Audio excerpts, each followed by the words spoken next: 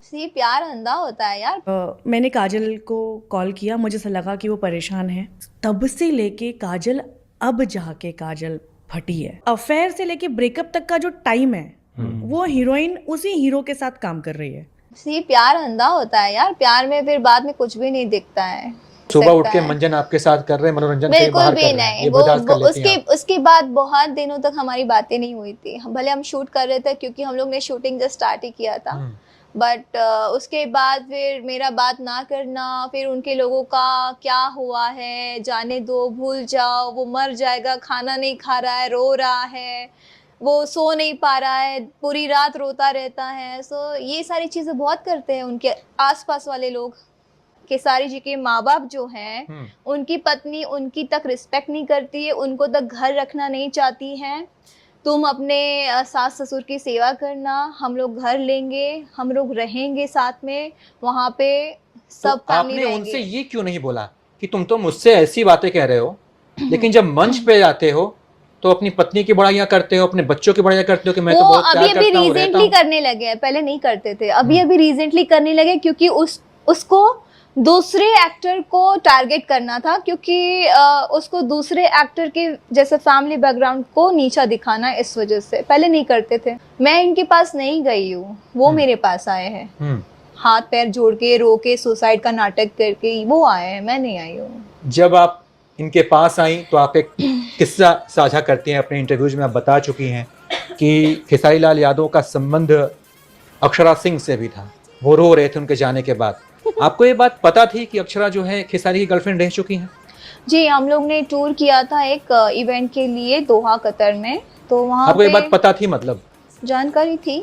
और आपने ये भी कहा है उस दौरान भी वो लाइन मारा था मेरे पे। आपने ये भी कहा है कि अक्षरा जब इसको छोड़ के गई तो खेसारी रो रहे थे, यानी आपने देखा कि अक्षरा ने खेसारी को छोड़ दिया। मुझे नहीं लगता। तो आपने कुछ सोचा नहीं कि भाई अगर अक्षरा सिंह ने खेसारी को छोड़ा है तो इस बंदे में कुछ ना कुछ तो कमी होगी? से सिचुएशंस ऐसी बनती थी, ऐसी बनाते हैं ये लोग कि किसी ना कोई भी लड़की फंसनी ही फंसनी है, और मैं भी उस चीज में फंसी हूँ, और वैसे ही आज कई लड़कियां उस चीज में फंसी है।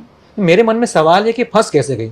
अक्षरा भोजपुरी इंडस्ट्री की, आप भी भोजपुरी इंडस्ट्री की, तो आपने इन पे यकीन कर लिया, लेकिन अपने एक दोस्त, अपने एक कोलीग, अपनी मुझे काजल राघवानी और खेसारी की बात करनी थी। क्या आप काजल की अच्छी दोस्त भी हैं। डेफिनेटली जब वो स्पिरिट से रहते तो आप लोगों की कुछ बात हुई, आपने कुछ? ऑफ कोर्स हुई।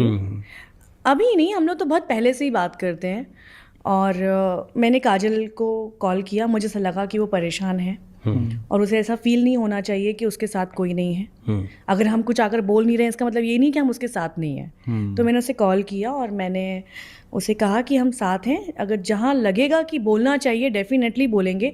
देखिए, खेसारी जी भी मेरे दोस्त हैं, हम पड़ोसी भी हैं। खेसारी जी ने ही शुरुआत की थी एक्चुअली उस चीज़ की।